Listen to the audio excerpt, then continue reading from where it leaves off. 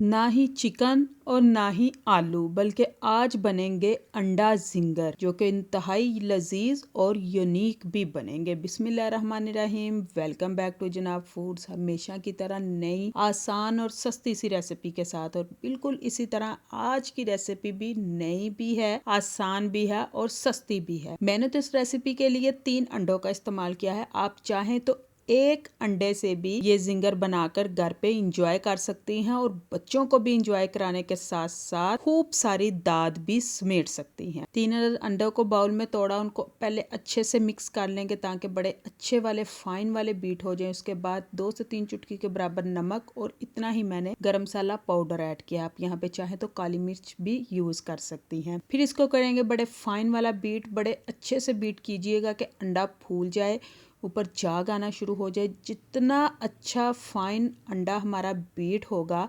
हमारे अंडा जिंगर उतने ही खूबसूरत और क्रिस्पी बनेंगे। वीडियो के साथ रहिएगा। रेसिपी को फुल देखते हुए पसंद आए तो हौसला अफजाई के लिए चैनल को सब्सक्राइब करती जाइएगा। वीडियो को लाइक करते हुए कमेंट बॉक्स में अपनी राय का इजहार भी लाजमी करती जाइएगा। अंडे को अच्छे से बीट कर लेने के बाद मैंने लिया पैन, जिसमें सिर्फ और सिर्फ 1 चम्मच के बराबर ऑयल या घी जो भी हो आप उसको यूज़ कर सकती हैं। उसके बाद इसको करेंगे बड़े अच्छे से किनारों तक ग्रीस, और जो हमने अंडे बीट किए थे इसमें इसको डाल देंगे। फ्लेम जो है वो टोटल ही स्लो रहेगी, पहले तेज नहीं होगी। सिर्फ और सिर्फ पैन गर्म हो गया, फ्लेम को बिल्कुल दम वाला रखते हुए हम इसको ऊपर से ढांप के रख देंगे। 5 से 6 मिनट के बाद अंडे की ये कंडीशन होगी कि फूल फूल के वो बिल्कुल किनारों के बराबर आ चुका है, और जैसे ही इसकी स्टीम निकलेगी अंडा फिर से वापस बैठ जाएगा। और आप इसकी करेंगे साइड को चेंज, और 2 से 3 सेकंड्स के लिए सिर्फ इसको एक दफ़ा दूसरी साइड से भी कर लेंगे।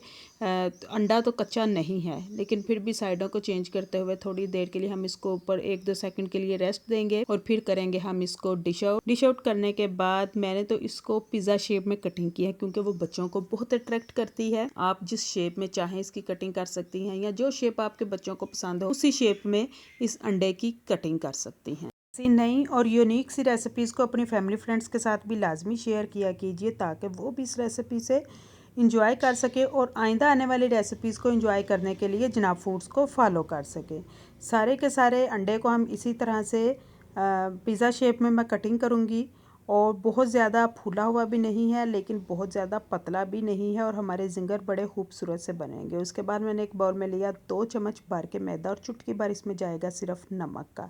पानी डालते हुए इसको बिल्कुल रनी कंसिस्टेंसी में इसका बैटर बना लेंगे, और बहुत ज़्यादा पतला नहीं होगा कि जो ऊपर से गिरे, और बहुत ज़्यादा थिक भी नहीं होगा कि अच्छे से फ्राई ना हो।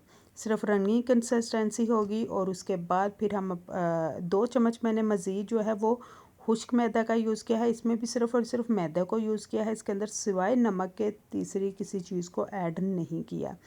पहले इसमें डिप करेंगे, जो हमने बैटर बनाया उसमें डिप करेंगे। वहाँ से निकालने के बाद फिर हम इसको खुश्क मैदे में बड़े अच्छे से कोट करेंगे, किनारों से ऊपर से नीचे से सारा अच्छे से कोट कर लेंगे, ताकि कोई किनारा वगैरह बाकी ना रहे, जहाँ पे हमें हमारा जिंगर अंडा जो है वो अच्छे वाला जिंगर उसके ऊपर ना बने।